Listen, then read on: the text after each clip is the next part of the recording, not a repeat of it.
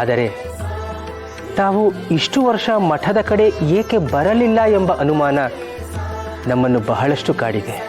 ಜ್ಞಾನದ ಹುಡುಕಾಟದಲ್ಲಿ ಮನಸ್ಸು ಮಠದ ಕಡೆ ಹೊರಳಲೇ ಇಲ್ಲ.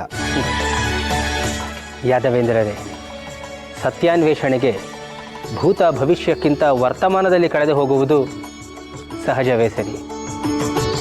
ಬನ್ನಿ, ಪೀಠವನ್ನು ಅಲಂಕರಿಸಿ. ನೀವು ನನಗೆ ಮುಜುಗರವನ್ನು ತರುತ್ತಿದ್ದೀರಿ ರಾಘವೇಂದ್ರ ತೀರ್ಥರೇ. ಛೇ, ಹಾಗೇನೂ ಇಲ್ಲ. ಜ್ಞಾನಿಗಳಿಗೆ ಗೌರವ ನೀಡುವುದು ನಮ್ಮ ಪರಮ ಧರ್ಮ. ನಿಮ್ಮ ಜ್ಞಾನದ ಮುಂದೆ ನಮ್ಮದು ಸಾಗರದಲ್ಲಿ ಬೀಳುವ ಒಂದು ಮಳೆ ಹನಿಯಂತೆ. ದೊಡ್ಡ ಮಾತು. ತುಂಬಿದ ಕೊಡ ತುಳುಕುವುದಿಲ್ಲ ರಾಘವೇಂದ್ರ ತೀರ್ಥರೇ. ನಿಮ್ಮ ದಿಗ್ವಿಜಯ ಯಾತ್ರೆ, ಗ್ರಂಥ ರಚನೆ, ಪಾಂಡಿತ್ಯ ಪ್ರದರ್ಶನ ನಾಡಿನ ಉದ್ದಗಲಕ್ಕೂ ಮನೆ ಮಾತಾಗಿದೆ. ನಿಮ್ಮಂತಹ ಮಹಾನುಭಾವರಿಂದ ಗೌರವ ಸ್ವೀಕಾರ ನಮ್ಮ ಪುಣ್ಯವೇ ಸರಿ. ಪರಸ್ಪರ ಗೌರವಗಳ ನಡುವೆ ಪಾಪ ಪುಣ್ಯಗಳ ಮಾತೆಲ್ಲಿ ಯಾದವೇಂದ್ರರೇ? ಅಂದ ಹಾಗೆ ಗುರುಗಳಾದ ಸುಧೀಂದ್ರ ತೀರ್ಥರ ಕಾಲವಾದ ವಿಷಯ ಕೇಳಿ ನಮಗೆ ಅತೀವ ದುಃಖವಾಗಿದೆ. ಹೌದು ಯತಿಗಳೇ, ನಮಗಂತೂ ಆ ದುಃಖದಿಂದ ಹೊರಬರಲು ಬಹಳಷ್ಟು ದಿನಗಳೇ ತೆಗೆದುಕೊಂಡಿತು. ಆಗ ಗುರುಗಳೇ ದರ್ಶನ ನೀಡಿ ಕರ್ತವ್ಯದ ಕಡೆ ಗಮನ ಹರಿಸಲು ಸೂಚಿಸಿದರು. ಆ ನಂತರವಷ್ಟೇ ನಮ್ಮ ಮನಸ್ಸು ತಹಬದಿಗೆ ಬಂದಿತು. ಒಮ್ಮೆ ಅವರ ಬೃಂದಾವನ ದರ್ಶನ ಮಾಡಬೇಕೆಂಬ ಬಯಕೆ ಆಗುತ್ತಿದೆ ರಾಘವೇಂದ್ರ ತೀರ್ಥರೇ. ಅಗತ್ಯವಾಗಿ ಹೋಗಿ ಬನ್ನಿ. ಅವರ ಅಪೇಕ್ಷೆಯಂತೆ ಶ್ರೀ ವ್ಯಾಸತೀರ್ಥರ ಸನ್ನಿಧಿಯಲ್ಲೇ ಬೃಂದಾವನವನ್ನು ನಿರ್ಮಿಸಲಾಗಿದೆ. ತಾವು ಬಯಸಿದಾಗ ಹೋಗಿ ಬರಬಹುದು. ಅಯ್ಯೋ, ಇದೇನು ಗೋವಿಂದ, ಇವರಿಬ್ರು ಇಷ್ಟೊಂದು ಅನ್ಯೋನ್ಯವಾಗಿದ್ದಾರೆ. ಹಂಪಿಗೆ ಬೇರೆ ಪ್ರಯಾಣ ಮಾಡಬೇಕು ಅಂತ ಇದ್ದಾರೆ. ಇಲ್ಲ, ನನ್ನ ಕನಸು ನನಸಾಗಬೇಕಂದ್ರೆ ಇವರು ಶಾಶ್ವತವಾಗಿ ಇಲ್ಲೇ ನೆಲೆಸಬೇಕು. ನನಗಿರೋ ಅಸ್ತ್ರ ಇವರು ಒಬ್ಬರೇ. ಶತಾಯಗತಾಯ ಇವ್ರನ್ನ ಪೀಠದಲ್ಲಿ ಗೂಟ ಹೊಡೆದು ಕೂರಿಸಲೇಬೇಕು. ಮಹಾರಾಣಿಯವರಿಗೆ ಪ್ರಣಾಮಗಳು. ಬರ ಹೇಳಿದ್ದರಂತೆ? ಹೌದು ಮಂತ್ರಿಗಳೇ, ಸಮಸ್ಯೆಗಳಿಗೆ ಪರಿಹಾರವೇನಾದರೂ ಸಿಕ್ಕಿದೆ? ಮಹಾರಾಣಿ, ಅಧಿಕಾರಿಗಳೊಂದಿಗೆ ಸರಣಿ ಸಭೆಗಳನ್ನು ನಡೆಸಿ ಸಲಹೆ ಕೇಳಿದ್ದೇವೆ. ಎಲ್ಲರೂ ಶತ್ರುರಾಜರ ಮುತ್ತಿಗೆಯ ಭೀತಿಯಲ್ಲಿದ್ದಾರೆ. ಬರಗಾಲದ ಕ್ರೌರ್ಯದಿಂದ ಜನಸಾಮಾನ್ಯರು ರೋಗ ರುಜಿನ ಹಸಿವಿನಿಂದ ಕಂಗಾಲಾಗಿದ್ದಾರೆ. ತೀರಾ ಕಷ್ಟದಲ್ಲಿರುವವರಿಗೆ ನೆರವು ನೀಡೋಣ ಎಂದರೆ ಬೊಕ್ಕಸ ಬರಿದಾಗಿದೆ. ದಿಕ್ಕೇ ತೋಚುತ್ತಿಲ್ಲ ಮಹಾರಾಣಿ. ಇದೇ ವಿಚಾರವಾಗಿ ನಿಮ್ಮನ್ನು ಬರ ಹೇಳಿದ್ದು. ತೆಗೆದುಕೊಳ್ಳಿ. ಇದೇನು ತಾಯಿ? ವಿವಾಹ ಕಾಲದಲ್ಲಿ ನಮ್ಮ ತವರು ಮನೆಯಿಂದ ಬಂದ ಒಡವೆಗಳು.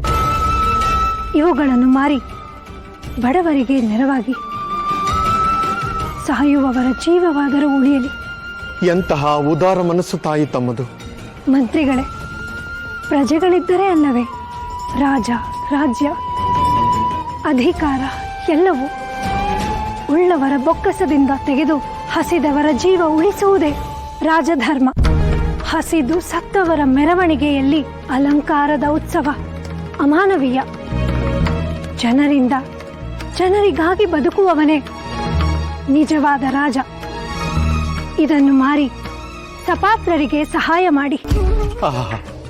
ತಾಯಿ, ನಿಮ್ಮ ಕಾಳಜಿಗೆ ಶರಣು ತಾಯಿ.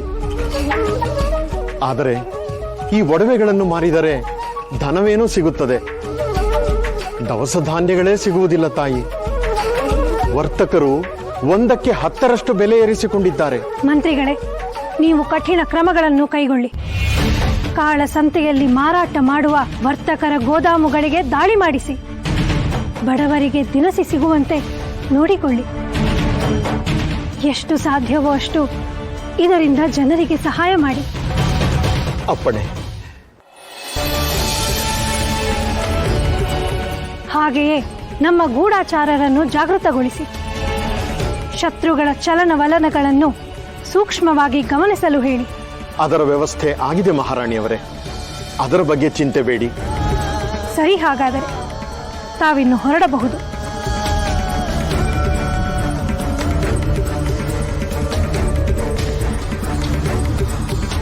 ತಮ್ಮಂತಹ ಜ್ಞಾನ ಮುಮುಕ್ಷುಗಳು ಯತಿವರೇಣ್ಯರು ಮತ್ತೆ ಮಠಕ್ಕೆ ಬಂದದ್ದು ನಮಗೆ ಆನೆ ಬಲ ಬಂದಂತಾಯಿತು. ಗುರುಗಳ ಪೂರ್ವಾಶ್ರಮದ ಬಂಧುಗಳು ಜ್ಞಾನ ಸಾಧಕರು, ವೈರಾಗ್ಯ ಪೂರ್ಣರು, ಹಾಗೆ ನಮಗಿಂತ ಮೊದಲು ಗುರುಗಳಿಂದ ದೀಕ್ಷೆ ಪಡೆದವರಾಗಿದ್ದೀರಿ. ಶಾಸ್ತ್ರೋಕ್ತವಾಗಿ ತಾವು ಪೀಠಾಧಿಪತಿಗಳಾದರೆ ನಾವು ತಮಗೆ ವಿಧೇಯಕರಾಗಿ ಸೇವೆ ಸಲ್ಲಿಸುತ್ತೇವೆ. ರಾಘವೇಂದ್ರ ತೀರ್ಥರೇ, ತಮ್ಮ ಘನತೆಗೆ ತಕ್ಕ ಮಾತುಗಳನ್ನೇ ಆಡಿದ್ದೀರಿ. ನಾನು ನಿಮಗಿಂತ ಮೊದಲೇ ದೀಕ್ಷೆ ಪಡೆದೆ. ನಿಮ್ಮಂತೆಯೇ ಕಾಯ ವಾಚ ಮನಸ ವೈರಾಗ್ಯವನ್ನು ಪಾಲಿಸುತ್ತಿದ್ದೇನೆ ಮತ್ತು ವೇದಾಧ್ಯಯನ, ಉಪನಿಷತ್ತುಗಳು, ಸೂತ್ರಗಳ ಕಂಠಪಾಠ ಮಾಡಿದ್ದೇನೆ. ಲೋಕ ಸಂಚಾರವನ್ನೇನೋ ಮಾಡಿ ಅನುಭವವನ್ನು ಪಡೆದಿದ್ದೇನೆ. ಅಷ್ಟು ಮಾತ್ರವಲ್ಲ, ಸಾಕ್ಷಾತ್ ಸುಧೀಂದ್ರ ತೀರ್ಥರೇ ನಿಮಗೆ ಪೀಠದ ಮೇಲೆ ಆಸೆ ಇದೆಯೇ ಎಂದು ಕೇಳಿದ್ದರು. ಆಹಾ, ಗುರುಗಳ ಬಾಯಿಂದ ಬಂದ ಮಾತುಗಳೇ ಈಗ ನಮ್ಮಿಂದಲೂ ಬಂದಿದೆ ಎಂದರೆ ಸಾಕ್ಷಾತ್ ಶ್ರೀ ಗುರುಗಳೇ ನಮ್ಮ ನಾಲಿಗೆಯಿಂದ ಈ ಮಾತುಗಳನ್ನು ನುಡಿಸಿರಬೇಕು. ಇಲ್ಲ ರಾಘವೇಂದ್ರ ತೀರ್ಥರೇ, ಗುರುಗಳು ಈ ರೀತಿ ನುಡಿಸಿರಲಿಕ್ಕೆ ಸಾಧ್ಯವೇ ಇಲ್ಲ. ಹಾಗೇಕೆ ಹೇಳುತ್ತೀರಿ ಯಾದವೇಂದ್ರರೇ? ನಮ್ಮ ಗುರುಗಳು ತ್ರಿಕಾಲ ಜ್ಞಾನಿಗಳು. ಅವರು ಬೃಂದಾವನಸ್ಥರಾದರೂ ಅವರ ಚೈತನ್ಯಕ್ಕೆ ನಮ್ಮನ್ನು ಸರಿಯಾದ ದಿಕ್ಕಿನಲ್ಲಿ ಕರೆದೊಯ್ಯುವ ಶಕ್ತಿ ಇದೆ.